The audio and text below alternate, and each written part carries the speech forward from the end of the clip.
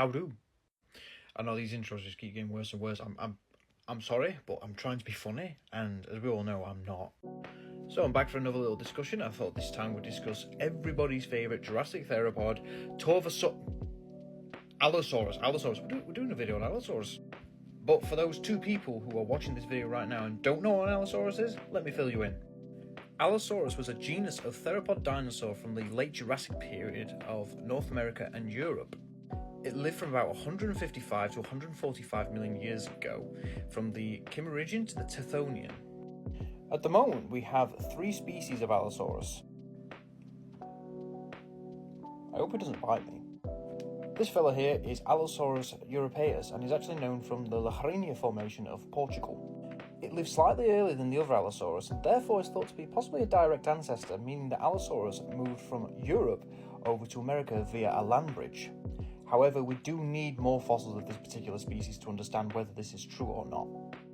The next species is this one here, Allosaurus fragilis, which is the most common and best studied Allosaurus species. The numerous specimens of Allosaurus fragilis actually gave us a great insight into the biology and the size of Allosaurus, with one specimen potentially being up to be about 9.7 meters in length. However, isolated bits do indicate this animal might have gone a bit bigger, but we're a bit iffy on that one. And the other fella down here is actually Allosaurus jumadseni, the most recently named Allosaurus species out of the 3, and is a particularly famous species as well. Allosaurus jumadseni, specifically the specimen known as Big Al, was actually the star of the Walking with Dinosaurs special back in the day. When I mean back in the day, I mean like 2000, I was born in 1998, it's a while ago. So, I'm just doing a video about Allosaurus. Well, kind of, but we're going to have to narrow in a bit, we're going to have to be a bit more detailed, a bit more microscope in there. So, thanks to Fossil Crates, I've been kindly given permission to talk about this subject. Fossil Crates posted this image back in July 2023 of 2 Allosaurus skulls with an Allosaurus jugal bone.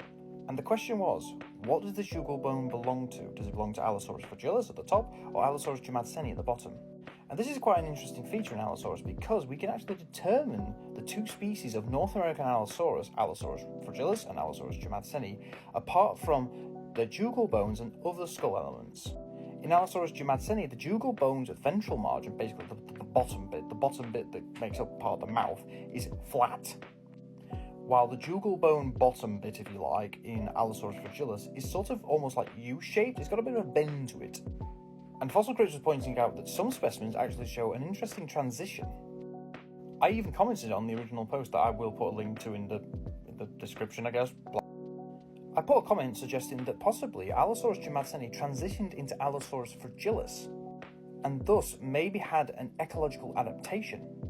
But this isn't the only specimen. I mean, look at a range of these specimens. These are all Cleveland Lloyd Allosaurus specimens, ranging from juveniles to adults, and you can see there's a bit of variability in there. So potentially, what we could have here is either early Allosaurus fragilis, or maybe there was a mixture of species. Now, you're saying, hang on a sec, a mixture of Allosaurus fragilis and jumadseni? What do you mean, hybrids? Well, no, not to go Jurassic World on you. But basically, what I'm suggesting is that the 2 species actually overlapped for a time. A study by Snively et al. 2013 looked into the musculature of Allosaurus, but specifically, it looked at Big Al, and Big Al is an Allosaurus jumadseni, and the musculature they were focusing on was the cranium and the neck. The results of the study showed that the musculature, particularly the neck of Allosaurus, allowed it to make a rapid vertical movement of the head, particularly during prey capture. So basically think of this like a giant bird of prey just holding prey down and then rapidly whoosh, just not a very nice scene to think about. However, this was only applied to Allosaurus jumadseni. But what does this mean in terms of the jugal bone, you're asking? Well, that's how we get onto Allosaurus fragilis. Rayfield 2005 actually showed that Allosaurus fragilis jugal bones could actually withstand a lot of intense pressure, both tensile and shearing, basically pulling and pushing and side to side. And not only that, but this pressure actually also radiated into the anterorbital fenestra, which is the big sort of hole in the middle of the skull that all people think are actually the dinosaur's eyes, but no, they're just, well, we don't know what they are actually. I know, there's going to be a lot of people in the comments saying, yeah, but what about the axe head theory? That's been disproven. Shut up. So, potentially, the jugal was quite an important aspect of an Allosaurus' skull.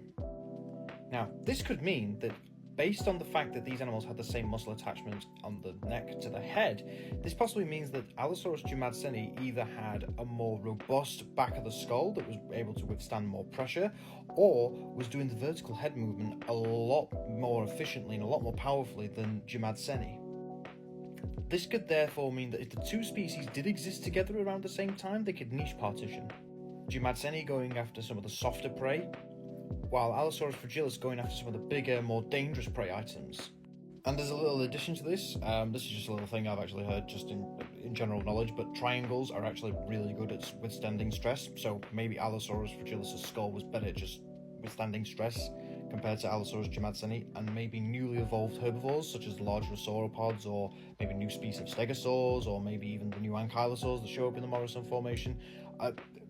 Maybe that's a response to this. But this is based on speculation rather than actual data, and I implore any paleontologists who work on Allosaurus to maybe look into this and see what the biomechanics of the skull between Allosaurus fragilis and jumadseni are like, and whether they actually overlap.